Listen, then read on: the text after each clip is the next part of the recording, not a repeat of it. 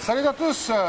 Alors David, ça y est, on est arrivé au grand jour du redémarrage du bassin. Voilà, on peut dire ça. Après un hiver bien froid, surtout sur la fin, on n'est pas mécontent. En plus aujourd'hui il fait beau, donc ça démarre bien la saison. Allez, bien. Qu'est-ce que tu nous as concocté cette année-ci? Des nouveautés déjà? Alors, quelques nouveautés au niveau matériel, et alors, comme d'habitude, beaucoup de poissons. Hein. Ouais, alors là, bon, je peux vous dire qu'il y a de quoi faire, hein, parce que bon, les bacs sont bien remplis ici. Oui, il y a vraiment pour tous les prix, tous les budgets. Oui, on a essayé de faire comme d'habitude, plus peut-être encore, d'avoir un petit peu de toutes sortes, pour tous les goûts, pour tous les budgets, à partir du tout petit jusqu'au plus gros. Un petit peu de toutes sortes, du spécial, du courant, un petit peu pour tout le monde. Le but, c'est de couvrir vraiment un panel assez large au niveau de notre offre, où monsieur tout le monde pourra trouver ce qu'il cherche, que ce soit quelqu'un qui veut simplement de la couleur de son bassin, ou quelqu'un qui veut vraiment un beau koi bien sélectionné, avec beaucoup de potentiel pour le futur. C'est ça.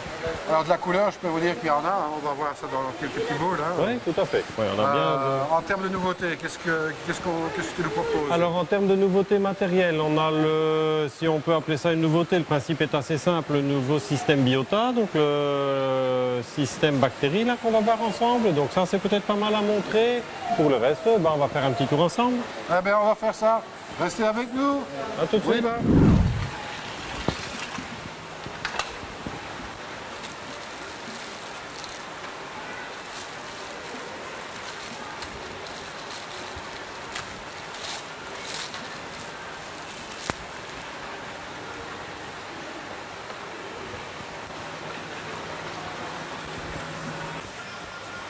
Alors voilà, David, quelques petites nouveautés ici. Ce que tu nous avais parlé, en fait, des bactéries ici. Voilà, le Biota. Donc en fait, les bactéries, ça n'a rien d'extraordinaire en soi et rien de nouveau, bien entendu.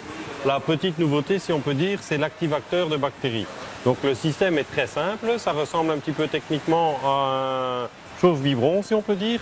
Le principe est le suivant, on a un récipient en bain-marie qui vient on peut dire vraiment dans un bain-marie avec de l'eau à température et qui est maintenu à température par une petite résistance intégrée dans le système. Le fait de maintenir cette eau à température dans laquelle on vient mettre des bactéries, comme tout le monde le sait, au plus l'eau est chaude jusqu'à un certain point, au plus vite les bactéries se reproduisent. Donc le principe est simple, on vient mettre de l'eau dans le récipient, on vient mettre des bactéries, on mélange un peu tout ça et on laisse pendant 24 heures. Et la quantité de bactéries qu'on obtient entre la mise en route et 24 heures plus tard, elle est vraiment décuplée. Donc on a quelque chose de beaucoup plus efficace contre l'ammoniac, donc lors de phase de démarrage, lors de gros entretiens, lors de problèmes de nitrite. Ça, c'est vraiment une solution qui peut aider. Alors, le système s'appelle Biota, il y a évidemment des bactéries. Alors, le système en lui-même peut être utilisé, bien entendu, aussi avec d'autres types de bactéries. Je pense aux gens qui utilisent une bactérie ou une autre et qui ne veulent pas en changer. Le principe, c'est bien un activateur et quelles que soient les bactéries qu'on va utiliser, on va décupler en fait l'efficacité de celles-ci en les développant quelque part dans les 24 premières heures avant de les introduire dans le bassin. Voilà un petit peu le principe.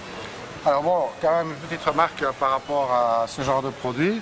Effectivement, on doit mettre ici, je vais montrer l'incubateur Donc ici, en l'occurrence, un petit panier, c'est un petit panier, un récipient qui vient à l'intérieur, qui est maintenu à température, dans lequel on vient mettre de l'eau, donc de l'eau du bassin ou peu importe, dans laquelle on vient mettre les bactéries. Peut-être pas peu importe, hein, parce qu'il faut quand même pas oublier qu'il y a du chlore dans l'eau du robinet. Oui, évidemment. Oui, c'est sûr que là, c'est une bonne remarque que tu fais là. L'eau du robinet est à éviter. Quand je dis l'eau du bassin, évidemment, là, du chlore, il n'est pas censé y en avoir. Dans l'eau du robinet, c'est sûr qu'il peut y en avoir. Ah ben, là, il y en a forcément. Voilà, ouais. Donc là, ce qui veut dire que les bactéries n'aiment pas ça du tout. Donc un bon conseil, n'utilisez jamais de l'eau du robinet. Sans quoi qu'au lieu de les décupler, vous allez les flinguer. Ce qui n'est pas une bonne option en soi. Alors bon, peut-être encore d'autres choses ici sur le côté. Alors là, c'est quelque chose qui existe depuis la saison dernière. C'est une nourriture qui a été développée par Ikari, Super White, qui s'appelle. Le but de cette nourriture est de renforcer les pigments blancs sur des poissons comme Kohaku, la partie blanche évidemment, Kohaku, Sankei, Shiro, toutes ces variétés-là. Donc on avait déjà sur le marché beaucoup de nourriture avec des pigments naturels pour augmenter les colorations rouges. Comme la spiruline par exemple. Comme la spiruline, des choses comme ça, hein, qui est en fait là une algue naturelle. Ici on a un produit qui fait ressortir davantage le blanc. C'est un facteur important pour les variétés dont on vient de parler. Mais il faut quand même préciser sans flinguer le rouge. Sans flinguer le rouge, oui. Sinon, il est délavé, c'est moins bien. D'accord. Alors, on passe au produit suivant. Oui, alors là, différents types. Hein. Donc ici, on a une sorte de, pour ceux qui connaissent, un petit peu un produit comparable au Kusuri-Clay. Donc là aussi, hein, des éléments un petit peu, comment on peut dire, ce qu'on retrouve un petit peu dans le fond des mud ponds au Japon. Le principe, c'est des éléments, donc des sels minéraux, des choses comme ça, aussi bien pour la formation du squelette du poisson qu'au niveau alimentaire, donc, et pour la qualité d'eau, bien entendu. Hein. Ce sont des éléments. Il y a entre autres certaines parties de certains éléments en base argile là-dedans et ça donne des très bons résultats, non seulement pour le développement du poisson mais pour l'équilibre du bassin en général. C'est ça. Alors, produit suivant, le Miracle Animal. Donc là c'est un produit qu'on avait déjà. Ici le conditionnement est un peu changé. Donc ça c'est en fait un produit dans lequel il y a entre autres des probiotiques, des choses comme ça, qu'on vient ajouter sur la nourriture. Et donc là aussi l'intérêt de cela c'est que ça renforce le système immunitaire du poisson. On peut considérer ça un petit peu comme des vitamines, même si on parle là plus de probiotiques. Donc le but principal est vraiment d'améliorer le système, la condition et le système immunitaire des poissons, un petit peu comme quand nous on prend des vitamines C, des choses. Hein, c'est dans la gamme un peu des probiotiques et des vitamines. C'est ça. Alors, ici encore un petit... Là pareil, donc là aussi, hein, donc c'est des probiotiques sous forme effervescente. Hein. Donc le probiotique, ça c'est quelque chose, même genre de cas de figure que l'autre, mais sous forme effervescente. C'est ça. Alors ici, on a un petit vaporisateur. Voilà, de avec vitamines. Le chiffon, vous allez pouvoir simoniser vos coils. Non, je déconne. Voilà, hein, ouais. bon. Non, là, le but c'est simplement aussi hein, de rajouter des vitamines dans l'alimentation. C'est quelque chose qui est important évidemment, aussi bien pour les poissons que pour nous. On a souvent tendance à oublier que les vitamines, nous on les trouve dans les fruits, dans les légumes. Les poissons c'est en partie dans l'alimentation, mais le fait d'en apporter de cette manière-là, là aussi, le but principal c'est de renforcer le système immunitaire. Et ce faisant, on a un poisson qui est plus robuste, qui est davantage apte à lutter contre lui-même, contre certains éventuels problèmes, hein, que ce soit au niveau pathogène ou autre. Ben, ça c'était vraiment intéressant, surtout pour le début de saison, parce que oui. Après un hiver comme on a connu, c'est clair que... Les systèmes immunitaires sont évidemment au plus bas, au plus faibles, et c'est maintenant qu'ils en ont le plus besoin. Absolument. Donc là, franchement, un bon conseil, dès que c'est possible de nourrir avec du white germ, puisqu'on est encore en début de saison, donc il ne faut pas non plus donner une nourriture trop élaborée. Voilà, pas trop riche en protéines animales en tout cas. Des apports en vitamines parce qu'ils en auront vraiment besoin. Absolument, et c'est vraiment le moment où les poissons sont les plus faibles, hein, puisqu'ils sortent d'une période pour les gens qui n'ont pas de quelques mois durant lesquels ils n'ont rien ou pratiquement rien mangé. Donc ça va de soi que les poissons sont plus faibles maintenant, et s'ils ont besoin d'un petit coup de pouce, c'est bien maintenant. Important aussi, on en a parlé déjà tout à l'heure, mais il est très important aussi de vérifier la qualité d'eau. À la sortie en fait maintenant de l'hiver, pourquoi? Souvent beaucoup d'eau de pluie, très peu de sels minéraux, ça veut dire quoi? Une eau souvent acide et extrêmement pauvre en sels minéraux dont les poissons ont besoin. Donc il est très important maintenant de mesurer la qualité d'eau et si nécessaire d'apporter les éléments qu'il faut pour remonter le KH, le GH, aussi bien pour l'équilibre du bassin que pour les poissons directement, c'est très important de le faire maintenant. Enfin, moi je conseille en général, de toute façon, en début de saison comme ça, c'est de faire un changement d'eau de minimum 30%. Oui. À 30% de changement d'eau, ça ne s'est pas fait de tort. Non. Certainement parce que ça permet aussi de diluer un petit peu les nitrates et les phosphates en l'occurrence. Les phosphates et surtout les métaux lourds qui sont en concentration certainement. Oui. Et puis parce qu'il y a des apports en métaux lourds qui se font par l'atmosphère également. Oui, souvent, et alors une chose importante aussi, c'est que souvent les gens qui complètent et qui ajoutent de l'eau en complément, c'est-à-dire pour le complément de l'évaporation, quand il ne pleut pas, ce qui arrive malgré tout assez rarement chez nous, mais souvent les gens ont tendance à considérer l'ajout pour l'évaporation comme un changement, il n'en est rien évidemment. Lorsqu'on ne retire pas d'eau, on n'évacue rien comme nitrate, on n'évacue rien comme phosphate, et donc dans des bassins où les gens n'ont pas de manière naturelle, ces éléments, le taux de nitrate et de phosphate ne fait que monter. Et c'est quelque chose qui a un impact direct sur la vitesse de croissance des poissons. Dès que le taux de nitrate a tendance à augmenter, on remarque directement la croissance qui diminue. Chez les éleveurs, c'est un facteur qui est évidemment très important. Les changements d'eau réguliers est très important. C'est synonyme de bonne croissance des poissons. Je pense qu'on en a déjà parlé souvent, hein, mais bon, c'est très important. Et ça coûte beaucoup moins cher que de commencer à les soigner le cas échéant. Ça, c'est sûr. Et alors, il y a un autre facteur important. On parle de changement d'eau, mais il faut aussi savoir quelle eau on va utiliser. Par exemple, il n'est pas bon d'utiliser que de l'eau de pluie, dans laquelle il n'y a absolument rien comme sels minéraux. l'eau du robinet dans certains cas peut être bonne, mais il faut savoir que dans certaines régions, l'eau du robinet ne comporte pas ou presque pas de sels minéraux non plus. Si on parle de l'eau du robinet de notre région, elle est évidemment calcaire et assez riche. Donc là, elle peut être considérée comme intéressante, exception faite du chlore, mais qui lui est évaporé rapidement dans un système oxygéné qui est en fonction. Par contre, quelqu'un qui est par exemple dans les Ardennes, il y a une eau qui est beaucoup plus douce, à tendance acide. Et là, même s'il fait des changements d'eau, s'il n'ajoute pas des éléments et des sels minéraux, il va se retrouver avec une eau acide dans son bassin, ce qui est très mauvais pour les poissons. Attention, on va quand même rajouter une parenthèse. Les sels minéraux ne veut pas dire du sel tout court. Hein. Oui, là, non. Le sel tout court peut être utilisé pour augmenter la production de mucus des poissons. Dans le cadre de problèmes de peau, le sel est également un apport et il aide le poisson, hein, puisqu'on change la pression osmotique de l'eau. Ça aide quelque part le poisson. C'est pour ça que souvent, quand on fait des traitements, on a tendance à aussi conseiller d'ajouter un peu de sel, jusqu'à 3 ou 4 kg par mètre cube d'eau. Évidemment, les plantes n'aiment pas, ça il faut le préciser. Mais pour les poissons, c'est vrai que ça les aide. Hein. En début de saison, quelqu'un qui a des problèmes importants au niveau blessure, au niveau lésion, c'est quelque chose, dès qu'on met du sel, on voit que le poisson, ça l'aide quelque part. Mais bon, les plantes, évidemment, n'apprécient pas tellement la chose. Et c'est vrai que ça n'a rien à voir avec les sels minéraux. Quand j'entends sels minéraux, on parle de ce qui va compléter le KH, donc les carbonates, et un tas d'autres éléments qui sont impératifs, d'abord pour la formation du squelette du poisson et pour l'état général, l'état de condition générale du poisson. Alors, on va peut-être rebondir après sur les plantes, hein, mais ici encore un dernier petit article. Là. Il s'agit en fait d'un panier flottant, donc ça c'est quelque chose qui, bon là il n'y a rien de très nouveau là-dedans, mais c'est quelque chose que peu de gens connaissent encore et c'est vrai que c'est pas mal quand il y a lieu de soigner un poisson. C'est une armature en PVC à l'intérieur de laquelle il y a un filet qui est ici dans ce cas-là, qui est d'une matière qui n'est pas apte à blesser pas apte à blesser du tout le poisson, je dirais. L'intérêt de ça, c'est quoi? Pour la manipulation, c'est facile. On peut les poser là-dedans. Ils restent dans le bassin, donc ils bénéficient toujours du même système de filtration et d'oxygénation. C'est un stress quelque part moindre que de les mettre dans des tout petits bassins à l'intérieur, comme les gens quelquefois tendance à faire. Bon, c'est facile à monter, c'est pas cher. 5 minutes de montage, c'est pas cher, c'est facile à poser. Je pense que pour un amateur de koi, qui a un bassin, c'est quelque chose qui est pratique d'avoir sous la main. David, on va parler de plantes. Bon, je crois qu'il y a déjà un fameux assortiment ici. Oui, on a déjà un bel assortiment maintenant. Alors évidemment, on a encore évité tout ce qui craint le gel, bien entendu, puisqu'on est encore loin de la période hors gel. Mais toutes les plantes classiques, oxygénantes et les plantes rustiques, tout ça, c'est déjà disponible. Voilà.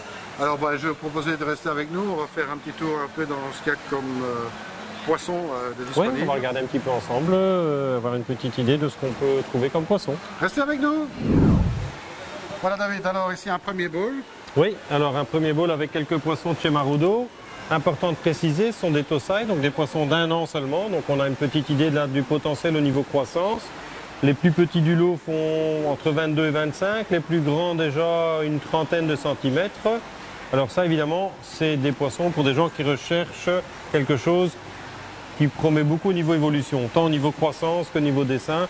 Quand on prend par exemple le Showa qu'on voit ici, on voit bien que le noir commence seulement à se développer. Donc c'est le genre de poisson, là il n'est pas évidemment tout à fait développé comme il va l'être. Tout ça, ça deviendra beaucoup plus foncé avec le temps. Ce qui est important pour ce genre de poisson, c'est de les mettre dans des bons environnements, c'est-à-dire des bons volumes d'eau, bien oxygénés, une bonne qualité d'eau et une bonne alimentation.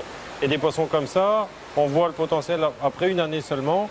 La deuxième année, il n'est pas rare d'avoir des poissons de ce genre de gabarit qui atteignent 45-50 cm, voire plus. Ça, c'est un bon Marudo, est quand même connu pour faire ce qu'on appelle des thons. Oui, tout à fait. Donc pour ce qui est Go-Sankei, il fait de très belles choses. Et là, on a eu une occasion qui est assez difficile à trouver en début de saison. Généralement, on a ça plus tard dans la saison, de très beaux Jumbo Tosai. Là, on peut remarquer quand même une très belle uniformité dans les couleurs. Hein. Oui, tout à fait. Oui. On voit que ce sont des poissons qui ont beaucoup de potentiel. Oui. C'est ça. Reste à les laisser grandir dans de bonnes conditions, comme tu as dit. Et puis, on va se faire plaisir aussi. Hein. Oui, tout à fait. Bon, là, cette année, il y a de quoi faire. En Go-Sankei, on a reçu des très belles choses. Bon, évidemment, pour ce genre de niveau et ce genre de qualité, l'offre est toujours limitée. C'est-à-dire c'est des petites quantités. Tout ce qu'on a pu prendre, on l'a pris. Mais il n'y en a pas des quantités énormes. C'est ça. Là, tu m'en mettras 10 000 de côté, si tu veux bien. D'accord, pas de souci. On voit ça tout à l'heure. Allez. Eh bien, écoute, on ne va pas en rester là. Hein. On va voir autre chose. Hein. On continue. On continue. Restez avec nous. On va mettre ça là. Alors David, tu as un deuxième bowl ici. On est dans le métallique là. Voilà, tout à fait. Donc un de nos éleveurs favoris pour ce genre de variété qui est casé, chez qui on a du très beau Doitsu Yamato, du Kikusui, des couleurs brillantes. C'est toujours des couleurs, des poissons qui ont beaucoup de succès pour des gens qui aiment bien quelque chose de brillant. Là évidemment, que ce soit sur un fond bleu, sur un bassin noir, ce sont des couleurs qui ressortent toujours très bien. Très beau poisson aussi. Absolument. Alors bon, j'ai une belle taille aussi hein, pour du métallique. Hein. Oui, et surtout pour du Tosai à nouveau. Hein, on est là sur des poissons qui font entre 20 et 25. Pour du Tosai, c'est beaucoup. Hein, il y a des éleveurs chez qui le Tosai atteint péniblement 12-15 cm. Là, pour du Tosai, on a déjà une belle taille, donc ça laisse aussi présager des bonnes choses au niveau de la vitesse de croissance. Au niveau prix, bon, c'est encore toujours raisonnable. Là, on reste dans des poissons tout à fait raisonnables en prix. On est entre, selon ceux qu'on a choisis là, entre 69 et 89 euros. Ben voilà. Mais c'est bien, parce que ça aurait pu être 90, mais bon, tu ne me l'as pas fait celle-là. Hein. Voilà, non. Allez, on va remettre ceci, puis on passe à autre chose. On passe à autre chose, restez avec nous. Alors David, bowl suivant. Bowl suivant. Donc là, on a un mix de chez Hiroi, qui est assez connu pour du Goshiki, Ginrin Goshiki, et depuis quelques années maintenant, il fait un peu plus de Showa. Alors Goshiki, Ginrin Goshiki, ça fait partie de mes favoris personnels. Difficile à trouver parce qu'il y a encore très peu d'éleveurs qui le font, trop peu à mon goût, mais très beau poisson, brillant. Quand on voit les Ginrin, c'est un très beau poisson aussi. Et là aussi, une belle taille, une belle forme, des très beaux poissons. Le Showa, il n'est pas triste non plus. Hein, bon. Ouais. On voit quelque chose derrière là. Oui, tout à fait. Ce sont des gens avec qui on aime bien travailler, des poissons qui en général sont très costauds aussi, niveau santé, tout ça. Même pour les Nisai, cette année on a aussi travaillé en Goshiki chez eux, on est très contents. Et les Goshiki, bon, il y a déjà une offre un petit peu plus limitée, je suppose. Oui, toujours des petites quantités, on n'en a jamais beaucoup. Ouais, toujours trop peu, mais bon, c'est des poissons qui ont toujours beaucoup de succès, donc on essaie de demander aux éleveurs d'en faire de plus en plus. Mais il semblerait que c'est un poisson qui est relativement difficile à élever d'un bon niveau. C'est ça. Alors bon, bientôt les photos disponibles sur le net. Oui, on va, bon évidemment ici les premiers jours on les a laissés tranquilles, hein, ils sont rentrés que cette semaine. La semaine prochaine on va commencer à mettre les photos et on va essayer de faire en sorte que pour fin de la semaine prochaine les photos soient sur le site en ligne.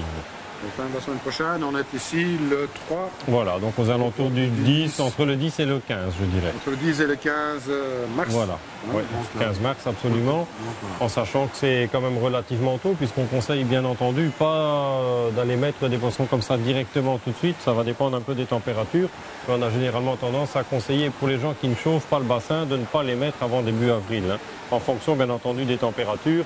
Mais on ne conseille pas d'aller mettre des poissons, des Tosai comme ça directement en bassin à 5 degrés comme on peut peut-être avoir maintenant. Peut-être, oui, bon, ça peut être pour les gens qui habitent dans le sud. Hein, oui, voilà, ça c'est différent. Je parle évidemment pour les gens près de chez nous. Les températures sont à mon avis un peu fraîches pour encore les mettre ce genre de poissons. Pourquoi les déménager, c'est encore un stress. Suite à cela, si l'eau est trop froide, ils ne vont pas manger correctement. Et tout ça, c'est encore quelque chose qui aura tendance à les affaiblir. Donc on a plutôt tendance à dire aux gens, n'allez pas trop vite, les mettre trop tôt, c'est quelquefois pas une bonne idée. Exactement. Ah ben on se continue à se faire plaisir. Allez, on continue. On continue, restez avec nous. Alors David, ici on est plus dans le temps chaud. Voilà, temps chaud, donc pour lesquels il y a toujours beaucoup de demandes. Malheureusement, l'offre est toujours très limitée. Là, on en a trouvé relativement peu. Il n'y en aura pas pour tout le monde, malheureusement.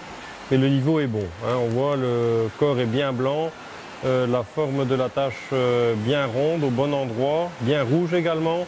Donc des poissons aussi d'un niveau très correct. Pour du Tosai, on est aussi sur des poissons qui sont au-delà de 20 cm, donc une belle taille. Là, il y a un Tancho Showa dans le lot qui est pas mal non plus. Très beau poisson. Malheureusement, là, ça, c'est réservé aux plus rapides parce que ça, il n'y en a jamais beaucoup. Et en général, une fois arrivé, mi-avril, il n'y en a plus. Le Tancho Showa, il est superbe. Hein. Bon, oui. Celui-là qui prendra ce poisson-là, je pense qu'il aura beaucoup de plaisir avec le temps. Oui, un très beau poisson. Et bon, comme on le disait tout à l'heure, malheureusement, l'offre est très, voire trop limitée. C'est ça. Bon, on est dans quelle gamme de prix ici? Là, on est aux alentours de 180 €. C'est ça, pour avoir une idée comme ça. Voilà. Eh bien, on va continuer. Voilà. Hein, Allons-y. Allons-y. Alors David, du métallique ici. Du métallique, oui. Du bling-bling, comme diraient certains. Voilà. Poissons qui ont toujours beaucoup de succès. Donc du Kikusui, du Doitsu Yamato, de chez un éleveur avec lequel on aime toujours bien travailler aussi, qui est Sakazume. Beau poisson, bien coloré, bien brillant. C'est des poissons qui, en général, ont beaucoup de succès auprès de tout le monde. Ça. Ouais. Très coloré. Bon, évidemment, c'est pas comparable à du Gosanke, c'est quelque chose de différent. Mais celui qui veut de la couleur et du mouvement dans le bassin, c'est un très bon choix. Bon, c'est un poisson qui reste un peu plus petit, hein, celui-là. Oui, tout à fait. Ça reste plus petit, c'est pas la même chose. L'objectif n'est pas le même non plus. Mais ça reste des poissons pour lesquels on a toujours beaucoup de demandes. On peut quand même espérer des poissons d'une quarantaine de centimètres à vide. Oui, oui, facilement. 40, 45 sans problème. Évidemment, on est loin de ce qu'on a vu tout à l'heure, hein, où là on peut espérer bien au-delà. C'est pas du tout le même genre. L'optique n'est pas la même non plus. Mais pour celui qui recherche quelque chose de bien coloré, qui bouge, c'est très très bien. Vous allez nous montrer, David. Oui, quelque chose un petit peu plus spécial. Allez, restez avec nous. Alors David, c'est un petit peu plus spécial, hein? Plus spécial, oui, moins courant. Kumonryu, Beni Kumonryu. Là aussi, on en a trouvé un peu. Il y en a très très peu. Chaque année, il y en a très peu. Mais ça fait partie des choses qu'on trouve en tout début de saison et qui sont très vite épuisées chez les éleveurs. D'abord, il y a très peu d'éleveurs qui en font. Et sur ceux qui en font, c'est toujours des petites quantités. C'est ça. Alors bon, Kumonryu, c'est un poisson qui est très changeant. Hein? Il faut quand même se souvenir. Oui, tout à fait. Là aussi, en fonction de la qualité d'eau, le taux en sels minéraux, de calcaire, tout ça, ils évoluent. Soit ils deviennent plus foncés, soit ils deviennent plus clairs. Ce sont des poissons pour lesquels l'évolution est toujours difficile à évaluer à l'avance. C'est ça. Bon, c'est un poisson qui varie énormément dans le temps. Oui, donc, ce qui veut dire qu'on peut avoir des choses très surprenantes. Ah oui, on peut en avoir un qui semble là très foncé maintenant et qui dans 6 mois peut être très clair. Et on peut avoir l'inverse aussi. Ça, c'est le genre de poisson pour lesquels on a toujours un peu le côté surprise. Ah ben, c'est parfois des bonnes et des moins bonnes surprises. Hein. Tout à fait. C'est des poissons qui ne sont pas gigantesques. Non, ça ne devient pas très grand non plus. Généralement, comme on disait un peu tout à l'heure pour les Kikussui, 40, 45. C'est rare d'en voir des beaucoup plus gros. Une idée de gamme de prix? Oui, là, pour ces variétés-là, il y a 2 niveaux de prix dedans, là, dans le bowl. Je dirais entre 40 et 60. Donc, 40 ou 60 €, bon, voilà. Hein, on peut se faire plaisir sans se faire mal. Voilà, c'est ça. C'est pas très douloureux. Voilà. Eh bien, on va encore continuer à se faire plaisir, nous. Hein. Allons-y. Alors, David, un dernier petit bol ici pour se faire plaisir. Alors oui, un dernier petit bowl pour les Tosai. Bon, évidemment, on n'a montré qu'une petite partie, hein, mais comme tu es limité par le temps et puis que tu commences à avoir faim, on va arrêter là. Quelques Shiro Utsuri, comme vous pouvez le voir, quelques Ginrin Chagoi qui sont aussi un bon niveau. Les Ginrin Chagoi, ça évolue toujours, généralement très bien, parce que ce sont des poissons qui ont beaucoup de potentiel, qui grandissent généralement vite, et où il y a peu de risque d'évolution négative au niveau du dessin ou de la couleur. Les Shiro, là, ça c'est évidemment une autre chose. Là aussi, on est sur du Tosai, une vingtaine de centimètres, des beaux poissons. Et Yamabuki aussi, qui a toujours sa place dans un bassin, évidemment. Alors, Yamabuki qui sont très jaunes, il faut le souligner. Oui. Les beaux poissons, je pense que dans un bassin, il y a toujours la place pour un Yamabuki. Hein. Ça fait ressortir un petit peu l'ensemble des couleurs qu'il y a autour. Ça reste des très beaux poissons. Alors, David, bon, bien sûr, ça c'est un petit aperçu sur les Tosai. Oui. On va montrer quelques images encore. Il y a pas mal de Nisai qui restent, Nisai Sensai. On a reçu beaucoup, on a encore reçu du Nisai maintenant, pas en grande quantité. Et alors, on a encore beaucoup de Sansai, évidemment, beaucoup de Nisai, on a énormément de poissons. On a de quoi faire. Bon, c'est pas de problème. On peut peut-être rappeler les heures d'ouverture ici? Oui, alors la semaine du mardi au vendredi de 14 h à 19 h. Le samedi de 10 h à 18 h 30 sans interruption et le dimanche de 10 h à 13 h. Voilà, donc comme ça vous savez tout. Bon, on est à Estampouy. Hein. Voilà, Estampouy, donc à un quart d'heure de Lille pour nos amis français et à une dizaine de minutes de Courtrai pour nos amis néerlandophones. Ouais, ça nous fait combien? 2 h 30 de Paris? Oui, ça dépend de quel côté de Paris, mais par exemple de Roissy, c'est 2 h. Voilà, 2 h de Roissy, on va compter 1 heure en plus s'il faut faire le tour. Voilà, c'est ça. Donc, grosso modo, il y a possibilité de se faire plaisir. Et puis, n'oubliez pas, il y a toute la partie aquarium ici qui est très conséquente aussi. Il y a de quoi passer un très bon moment ici. On essaye, un moment aquatique, bien sûr. On essaye. Voilà. Alors, merci David de nous avoir présenté toute ta sélection ici. Merci à toi. Pour cette Tosai de 2012. Et puis, bon, on te dit beaucoup de succès pour toi. Merci. Ta sélection. Et de toute façon, on se verra au travers de Koi Show aussi cette année. Puisque tout à fait. On se rencontrera déjà pour le premier en Allemagne. C'est ça. Et le suivant pour la suite. Hein. Et alors après, Belgium Koi Society. Voilà, tout à fait. Voilà. Ouais. Et puis on verra pour la suite. Eh bien voilà. Merci d'être resté avec nous. Et comme je dis toujours, surtout, ne soyez pas sages. Salut à tous. À bientôt.